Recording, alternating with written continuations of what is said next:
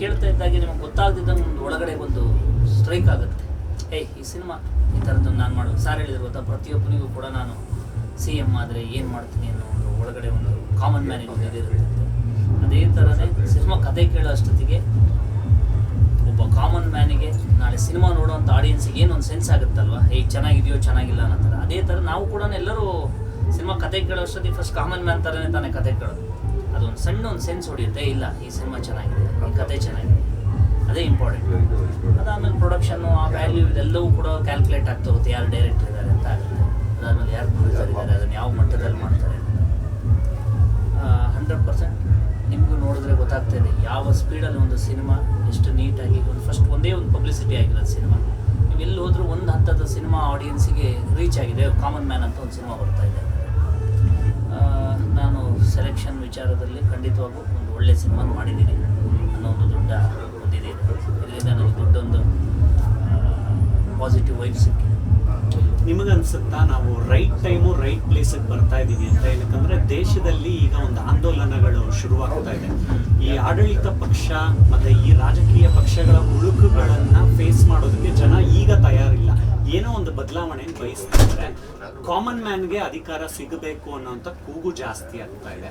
ಅದೇ ಟೈಮಿಗೆ ಈ ಸಿನಿಮಾನು ಬರ್ತಾರೆ. ಖಂಡಿತವಾಗೂ ಅದು ನೋಡಿ, ಈ ಸಿನಿಮಾದಲ್ಲಿ ಹೇಗೆ ಅಂತ ಅಂದರೆ, ಈಗ ತಮಿಳುನಾಡು ರಾಜಕೀಯ ಇದೆಲ್ಲ ನೋಡ್ತಾ ಹೋದಾಗ ಇದು ನಮ್ಮ ಸಿನಿಮಾ ಶೂಟಿಂಗ್ ಎಲ್ಲ ಮುಗಿದ ಮೇಲೆ ಇದೆಲ್ಲವೂ ರಿಸಲ್ಟ್ ಬಂದಿರೋ.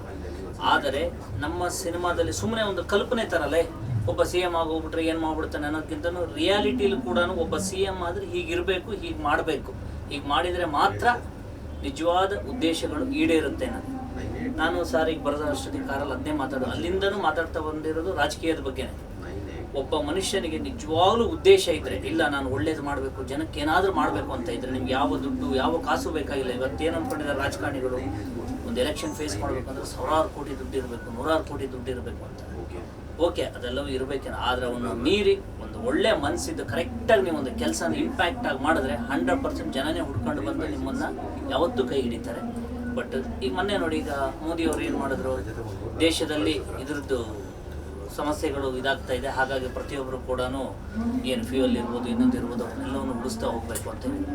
ಮೊನ್ನೆ ಬಿಹಾರ್ CM ಏನು ವಾಕಲ್ಲೇ ಅವರು ಅಸೆಂಬ್ಲಿಗೆ ಹೋಗ್ತಾ ಇದ್ರು, ಈ ಕಡೆ ಮಹಾರಾಷ್ಟ್ರ CM ಬುಲೆಟಲ್ಲೇ ಹೋಗ್ತಾ ಇದ್ರು.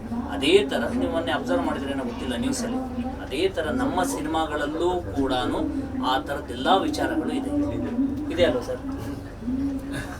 ಇವರು ಬಂದಿರೋದು ಈಗ, ಅದಕ್ಕಿಂತ ಮುಂಚಿತವಾಗಿ ಸರ್ ಆ ಥರ ಸೀನ್ಗಳೆಲ್ಲ ಇದಾಗಿ, ಹಾಗಾಗಿ ಖಂಡಿತವಾಗೂ ಇವತ್ತಿನ ದೇಶದ ರಾಜಕೀಯ ಪರಿಸ್ಥಿತಿಗೆ ಸಂಪೂರ್ಣ ಹೋಲಿಕೆ ಅಲ್ದಿದ್ರು ಖಂಡಿತವಾಗೂ ನಮ್ಮ ಸಿನಿಮಾನು ಒಂದು ಕನ್ನಡಿ ಥರ ಆಗುತ್ತೆ. ನಾವು ಸಾಯಿ ಸರ್ ಜೊತೆ ವರ್ಕ್ ಮಾಡುವಾಗ ಹೇಗೆ ಚೆಲ್ಲಾದ್ರಿ? ಅವರೆಷ್ಟೇ ನೋಡೋದಕ್ಕೆ ಸೈಲೆಂಟ್ ಆಗಿದ್ರು, ಅವರ ಸಿನಿಮಾ ಕ್ರಾಫ್ಟ್ ತುಂಬ ಗಟ್ಟಿಯಾಗಿರುತ್ತೆ.